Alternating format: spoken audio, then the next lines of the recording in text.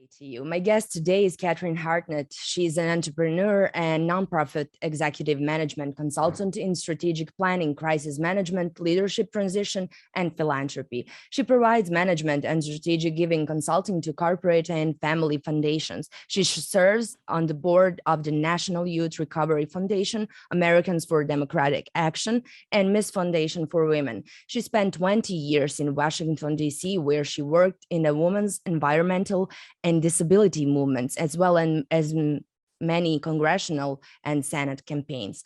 Her biography can hardly fit into these few sentences. This is why it's even a greater pleasure to have her with us today. Catherine, thank you for this great pleasure you have given me. But for the start, how are you in these turbulent times? It's a very interesting period of time. I laugh about my resume because if you just live long enough, you can have quite a list of things that you've done. So I encourage everybody to not be intimidated by resumes and just keep doing good work, and you can add it to your list. But I'm excited to talk to you because the United States is in a very strange position. And I think I'm always self-critical of my country in the sense that I feel that we can be very provincial. Even though we're a huge country, we have a very provincial mindset. Every time something happens here, we act as though it's the first time it's ever happened in the world. And the pandemic has been a real shock to the United States, but also the Trump administration that has changed our politics in ways that none of us ever anticipated. But many women and men live in countries that have gone through terrible, tumultuous times around politics and oppression and stigma and all these problems. But the US is really facing a challenge on democracy right now. And I am hoping that women can be part of the solution to that. Definitely. So let's start with the questions that I prepare for our conversation. I understand that you have been deeply engaged in political fundraising for women candidates for many decades. Can you tell me more about experience there? What have you tended to do in politics? So I got involved in politics when I was in my 20s. And this was in the 70s. And I ran for political office because a group of women came and said, we need to get more women to run for office. And I was single and I was available, and I ran and was elected in a citywide race to a school board. Part of the reason I got elected was because nobody else wanted that seat. Sometimes the way you enter politics is to look for an opening where the competition isn't so huge.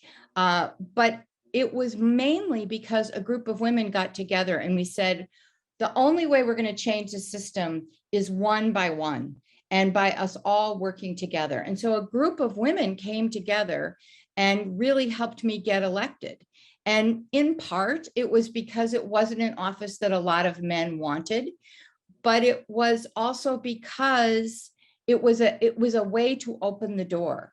And as a result, I learned what it was to be a candidate. I learned what it was then to serve in office. And one of the things I always say about political campaigns is that the skills that you need to be a candidate sometimes are different skills than what you need to be an office holder. And one of the things I think that is challenging about women running for office is putting the combination of those skills together. And the political system, honestly, I think in the whole world was set up to accommodate a patriarchal society, a male-driven society. So if we assume that in most places in this world, the job of women is to have babies, nurture the home, raise the children, support their husband's career. So that's a stereotype, but it has been a predominant role, particularly in the United States. So suddenly the political system was set up for men who have jobs in management, and they can leave their job to go and campaign. Women going out to campaign have to find a babysitter. Men left their wives at home to be the babysitter while they went out and campaigned. So the demands of running for office are a significant challenge, particularly to women who have children or women who have jobs that don't say, oh, sure, leave at 3 o'clock in the afternoon and go off to a political meeting. So running for office was set up to accommodate a power class, which in the United States is white men. So that was a challenge. I think that money has always been a challenge for women in politics because women have never, although interestingly in the US, women control or women are in possession of the majority of wealth in this country. But it tends to be inherited wealth managed by the banker that their father or their husband put them in touch with, right? So women have never felt the same level of confidence, although this has radically changed in the last 25 years in the US. Initially, if you talk to men and women in the United States about contributing perhaps to the college that they went to or the private school that they went to, the man would write a check for $10,000 to his men's school, and the women would write a check for $1,000 to their school, even though it came from the same pot of money. So women's attitudes and sense of control over money has always been a challenge in the US, which we've worked very hard over the last 25 years to change.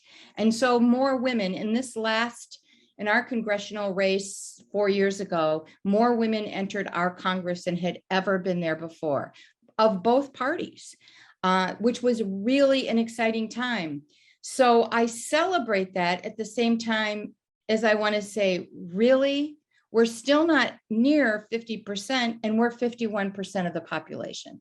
So although the United States sometimes gets points for doing things in the women's movement, we still are struggling here. This interview will be offered for Minnesota Women's Press, but also in my country, in Bosnia and Herzegovina. We are not familiar here with a Miss Foundation, but can you tell me more about mission of a Miss Foundation for women? So the mission of the Ms. Foundation, well, the Ms. Foundation was actually created through the development of a magazine called Ms. It was the first feminist magazine to ever be published, and it happened in the 70s. And the national reporters would say, oh, this will bomb after the first day.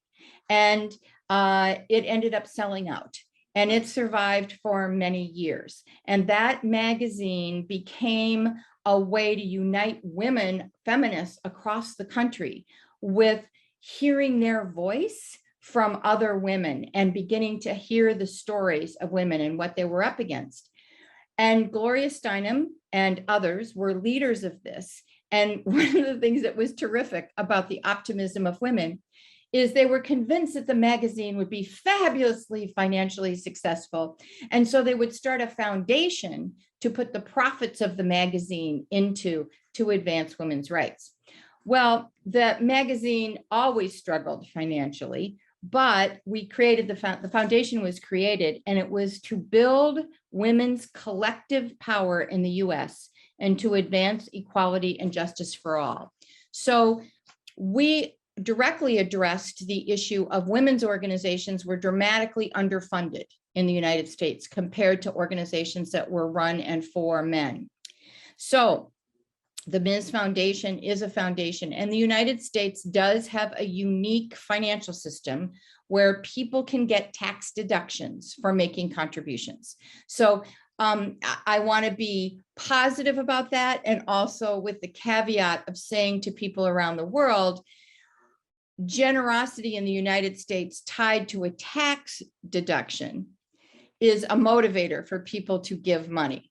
So although I do believe that Americans can be incredibly generous, the tax deduction rules that we have, which I hope every country would ultimately have, where people would be rewarded in a tax deduction way for giving to causes that are important to them. But so the Ms. Foundation has raised money, and we fund organizations, and we specifically now are focusing on organizations led by women of color, because we have done research and they are dramatically less funded than organizations run by white women. So we are really now trying to build the collective strength of organizations that serve Black and brown women and are led by Black or brown leaders. So that's what the Ms. Foundation is about. And it's not a political organization, but it kind of grew out of the political feminist movement of the reality of where our money in this country is spent, and the economic disparity between men and women. Where men and women in the same position, and this may be true in your countries too, men will be paid more than women. And so so everything is political in a sense, right? Because the world is a political machine. The politics of life, the politics of culture, the politics of electoral office are reflective of the values of that society. And women across the board have been undervalued in their ability to lead, in their ability to serve in public office, and their ability to change the world. Very often in the US, early in the days, if women were running for office, the assumption was, well, they'll only talk about women's issues, meaning they'll talk about daycare, or they'll talk about children and education and things like that. Well, I think those are not women's issues. I think those are issues for any successful society. But it is part of the stigma that often follows women who run for office. So I think that there are a lot of jokes that about language. So, for example, often in a political situation or even a work situation, if a man speaks up in a meeting and has strong opinions or disagrees with something that is going on, they are described as dynamic and powerful. Women are often described as bitchy or complaining or aggressive in some negative way. So when you think about women anywhere in the world, I think entering into politics, those are the kinds of things that become real barriers and can make you feel discouraged. Women also traditionally have not been rewarded for speaking out, for having strong opinions, for driving, for taking leadership positions. And so as a result, when they do that in politics and present themselves that way, there's already a cultural bias out there that says, well, can she really handle that? Could she handle that kind of pressure? And honestly, we as women have had to learn how to stand up for ourselves in those kinds of situations. So it's been a learning curve for all of us. But I believe that each generation, your generation, has had women who went before you who were speaking out. I had a few women going before me speaking out. They had even fewer women speaking out. But over the generations, we are becoming stronger. And the men in our lives, the women in our lives, the fathers, the brothers in our lives, we are educating them all the time. And we have now a couple of generations of young men who've been raised by women who have said that their expectation is that they are included in whatever role they want to play in society. So we're getting there. It's just hard. Absolutely.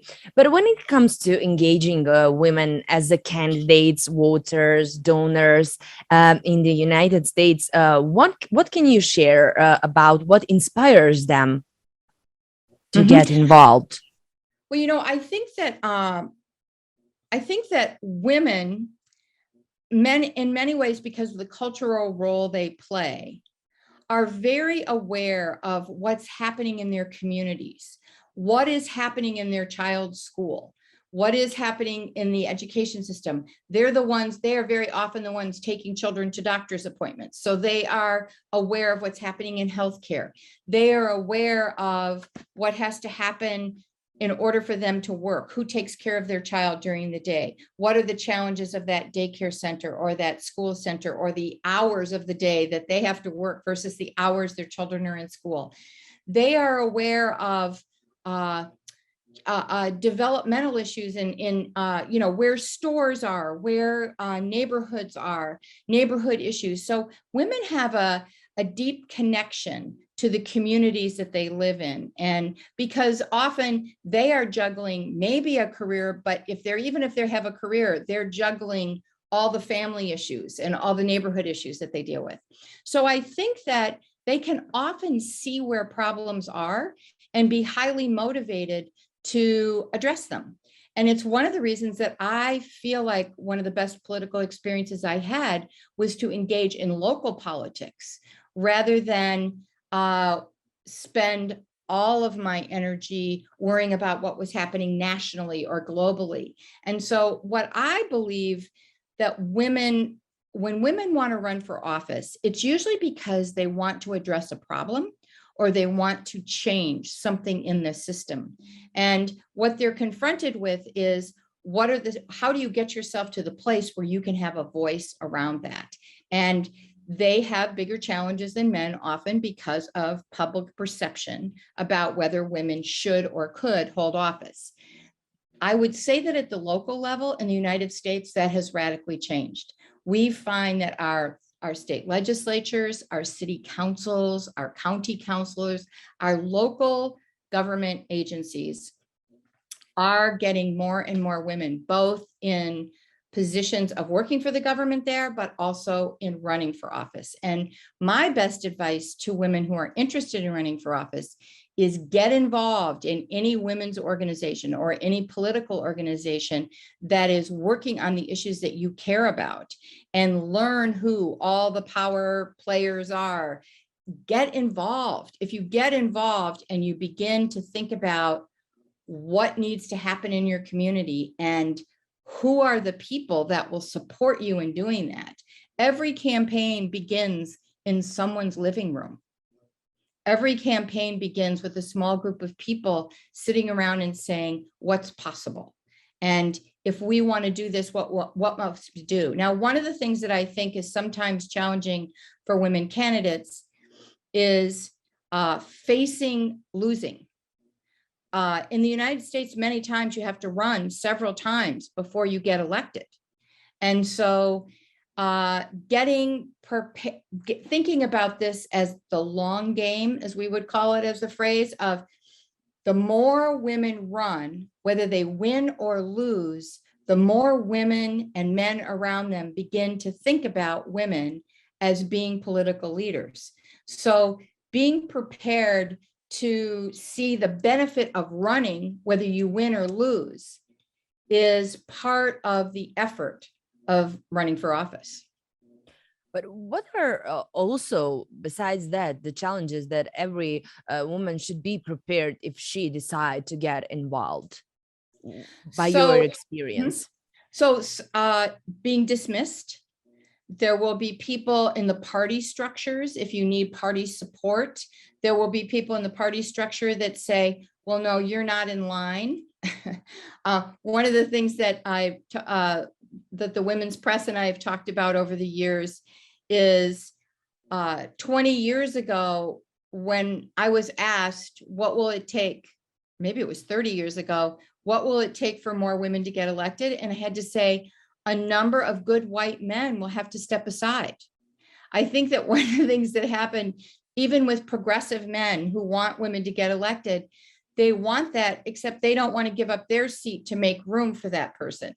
So there's a need for those in power to begin to say, do I really need to be there for 25 years, or can I step aside and make room and then actively support a woman to run for that office? So one of the challenges is finding seats to run for that don't involve defeating someone who you might agree with on all the issues, but it's just time for a women's voice to be there. The second thing is the challenges of raising money. Men often are connected to circles of money that women are not connected to.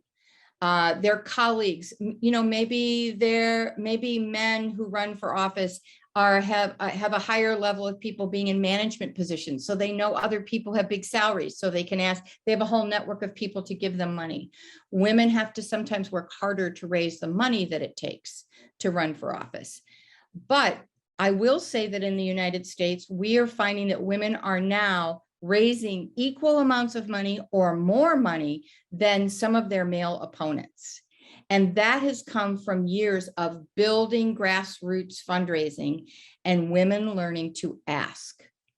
One of the things that I feel men are better at, we laugh about this all the time in work situations, where often we'll feel like a man in a work situation will see a promotion that they would like, or they would have that project that they'd like to take on. And they might have lesser qualifications than the woman sitting next to them to take that on, but they want it and they're willing to go for it.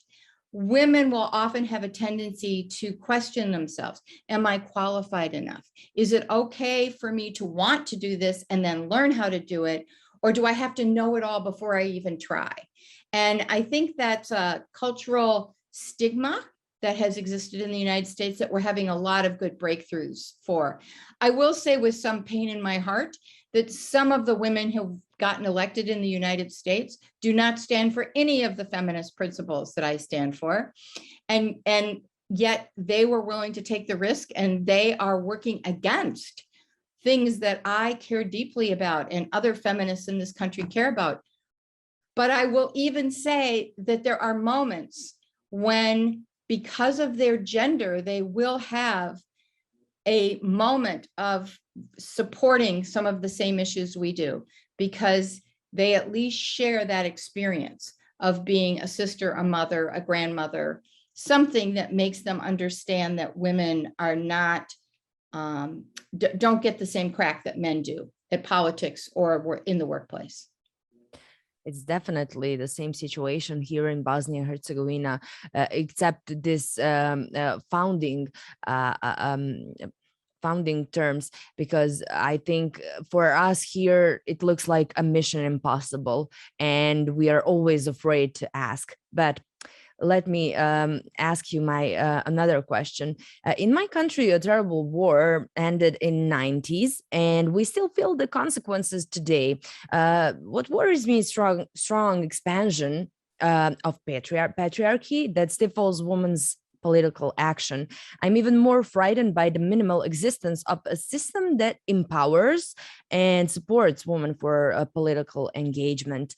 Do you have insights and advice about what kind of support is maybe most needed when it comes to launching more women into politics? I've changed my opinion over this about this over the years, because I think that my past approach was go to the hardest place, wherever the worst is happening, go there and try to change it. And I've sort of changed my attitude about this. There's some people who've been doing a lot of studies about social change and why some social change movements succeed and others fail. And one of the things that they learned from studying social change movements in the United States was that the ones that were most successful started with pulling a group of people together who share a common desire to make change in some way. So in your country, if it would be at a local level where a group of women came together and there was something that they needed to change about the schools, or there was something that they wanted to do on a city council or a county government, district government, they would come together and really look at, where do we have our best chance? Where do we have 3 other politicians that are men who might support one of us running and being included in that? Looking for the easier path first, and then building off of that. Because I think sometimes we're so horrified by the worst situation that we see that we gravitate to try to solve that. And the obstacles, the wall is so high that what I found is only those who were relentless could stand to keep fighting. And so we end up losing people who then become despondent about politics and sort of give up.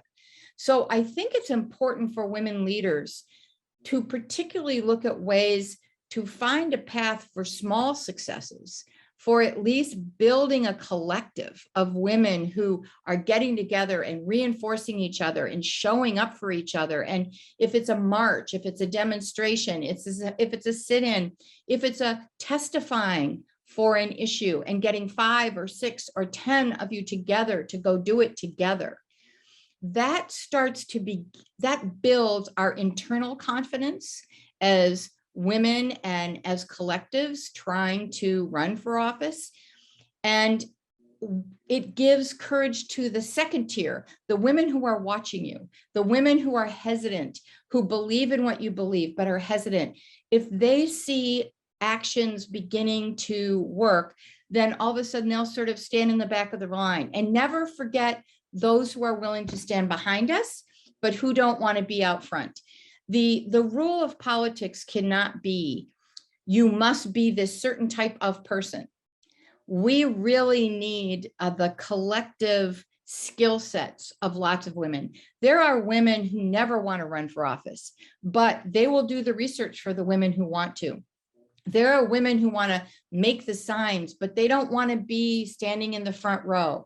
There are women who are prepared to get arrested to protect the rights of other women, but do not reject the women who aren't prepared to do that, because that only defeats us in the long run. It's women's power is in their ability to find ways to support each other and tap into whatever skill sets we bring to the table. Definitely. I read on the website that Miss Foundation has a focus on women's health and reproductive justice, economic justice, and safety. These terms almost do not exist in my country. Only a few politicians discuss them, but it's really on a low level. Why is important to speak about these topics? Why are they? I mean, I understand why are important so much, but still, why do you think we have to speak constantly about this? And what is desired result of putting a focus on these topics for your organization? So for the Ms. Foundation, of course, reproductive rights and access to healthcare, reproductive healthcare. I mean, our population can't continue to exist if women do not have access to reproductive healthcare, right? We are in a very traumatic situation in this country because we've had a Supreme Court decision that made termination of pregnancies a right in this country, and it is being eroded. We now have more than half of our states are eliminating access to reproductive health, and that can include birth control. It can include breast cancer examinations. It can include all kinds of health issues. The reason I think that it's so important, and I'll use the example of the United States, is I'm going to talk about breast cancer for a second. Breast cancer is a leading cause of death for women. Breast cancer research 50 years ago barely existed. Most of the research on healthcare in the United States was geared towards men's healthcare. You found very few studies that were studying what was happening to women. Until women started to demand more attention paid to healthcare, those studies weren't happening, and those cures and treatments did not exist. The growth and expansion of women speaking out about healthcare across the board and has changed and advanced healthcare in the United States in many ways. The politicalization of reproductive health has been a nightmare, frankly, in our country. But it is also a symptom of sexism. And I have to say that I don't believe that any woman who believes, if her spiritual belief is that life begins at conception, and she feels that that is a human being at the moment of conception, she needs to make a decision about whether she wants to carry that pregnancy to term or not. I believe an equally spiritual woman can feel that life does not begin at conception, that has a fair amount of science behind it and can make a different choice, which does not make her a murderer. And the politicization of it has been very impactful and mostly led by men, which I find very interesting, because we have a joke in the United States, if men could get pregnant, they would make it something they should win an award for. and so, so I feel like reproductive health is the flashpoint, but the broader issue of healthcare of half of the population, and the half of the population that is primarily responsible for monitoring the healthcare of children, is something that women are going to have to take the lead on, because men simply don't. They have cast that as a women's issue, unless, of course, it's prostate cancer or some cancer that specifically affects men. In the United States, a perfect example of it is we had a senator who was a very famous, powerful senator, and he got prostate cancer, and all of a sudden we were spending gazillions more on research on prostate cancer. Do I think we should study that? Absolutely. But this is another reason why women need to join the political system. We need to run for office. We need to get into positions of power, because in reality is women helped get legislation passed that has substantially increased the amount of money that is spent on women's healthcare and on healthcare that affects women and children. In my country, there are certainly wealthy donors, and I'm, of course, speaking donors in my country, so no foreign donors, and I probably suppose they are willing to invest their money in an organization that aspires to a higher goal. However, they rarely decide to donate their money in a support of women who wants to be politically engaged. What would you tell to them? Well, the first thing I would have to say, because I love asking people for money, and I don't know I don't know if there's a cultural bias in your country about this, but people in the United States are comfortable talking about almost everything except money. And it's very interesting that, people will ask people to volunteer their time and come stuff envelopes or go to the march or sit in endless meetings to discuss all kinds of topics. There's only 24 hours in a day for all of us. Why are we so comfortable asking people to spend their time? But when it comes to asking people for money, we somehow have this little fear that if they say no, it is a rejection of us. Or if they say, if we're asking, maybe they can't afford to do it, or maybe it's rude or inappropriate or presumptuous of us. And my feeling is there is no one in the world who has given more money than they wanted to give. And no one has decided not to feed their children because they gave to a political campaign, or not to go to the movies, or not to even buy that car or buy that new dress because they gave too much. So it is really everybody's responsibility to decide how much money they're willing to invest. And it is also everyone's responsibility who wants some of that money to ask for it. So the first question I ask women when they run for office is, how many people have you actually called and asked for money for your campaign? Because I think that one of the things I noticed in the nonprofit sector in the United States is when you ask people how they've spent their time, they'll tell you all about the programs they're running and all the work that they're doing. And then when you say, and that's where their time is going. And then when you say, how are you doing financially? They say, oh, we're so behind and we don't have enough money to do what we're going to do. Well, how many hours a week do you spend asking people for money? Oh, well, we really haven't had time to do that. So the reality is almost no one gives without being asked.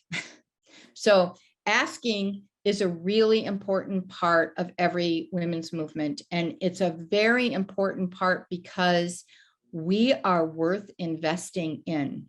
And I think the internal conversation that women need to have when they're out trying to get people who can afford to give. And I will tell you, in the United States, On a per capita basis, the largest donors in the United States are senior citizens living on what is our Social Security system.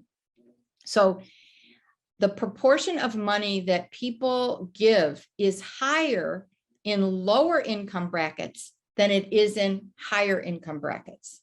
So giving doesn't really have very much to do with the amount of money that you have. It has to do with what you're asked for and what you believe in. So my favorite thing to do is to train women to ask for money.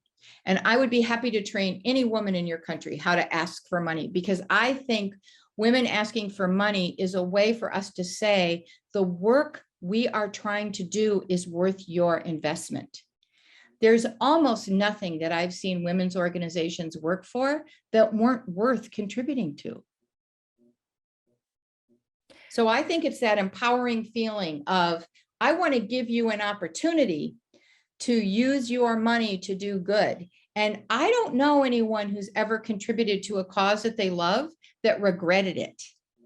So it is also a gift to the donor to give them the opportunity to feel the power that comes from knowing that you're supporting a woman running for office. You're supporting a group of women who are trying to elect others to office.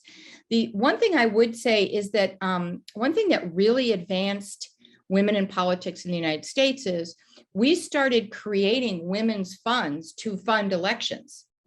So we started to raise money. So we have something called Emily's List here. Early money is like yeast, is what Emily is how it's spelled. And what we did was start to raise money from women who wanted women to get elected, but they weren't heavily engaged in politics, or they didn't know, they didn't have time or weren't interested in learning what all the races were, but they would contribute to this group. And then this group would give out money to women who were running for office, and they would screen those candidates. So I think pooling women together, even if it's 20 women getting together and everybody's saying, I'm going to contribute this much every month to our pot. And then we're going to use our pot to either train women or help buy election signs, or however campaigns are run in your country. Small groups of women can have bake sales, they can have contributions, they can solicit their family members. It's not that hard to raise money if you ask. But if you don't ask, you end up having a lot of meetings talking about why aren't people giving. Absolutely. For the end, let's underline your message for women who are thinking to running for an office in next elections. So what I want to say to anyone who wants to run for office is thank you. It is a public service to run for office. If you love your country, if you love your community, running for office is a way that you can engage and not just talk, but act. And so be fearless. Ask everyone in your circle to help you. Spend very little time with the people that say no and move on to the next person to say yes. I think that one of the things that is the most energizing about campaigns is there's always another person to ask to help you. And so if someone says no to you, don't take it personally, move on and ask 3 more people, because they're going to say yes. And I think women across the world are, in all parts of our lives, women tend to come together to support each other and do things. But we just have to practice asking and staying positive, and don't be focus on what you want to do, the work you want to do. Talk about the issues. Try not to get defensive. When I remember when I first ran for office, people talked about how I looked. They never talked about how men looked. They talked about how women looked. Humor is a huge part of surviving an election campaign. I think that it's really fun when you can turn some of those sexist questions that you might get from the media or men, you can turn that into a fun thing. So you can say, well, thank you for commenting on my hair. How do you feel about the hair of all the men that are running for office? I'd like to know, do you like their color? Do you like their cut? If they comment on your clothes, say, oh, Well, how often have people asked men about the suit that they're wearing or the tie that they're wearing? We have to keep a sense of humor about all of this so that we don't get depleted. You know, humor energizes, working for causes that you believe in energize, and talking to people who want to help you is energizing. Keep your circle energized rather than taking in any of the negative that you run into. Move past it and move to where the energy is. Thank you so much. This was so powerful conversation, and I am once again very happy to have you for this interview. Thank you so much for what you're doing, and good luck to all the women in your country, and go for it. You can do it. Thank you, definitely. And thank you for being with us again. Till the next time, goodbye.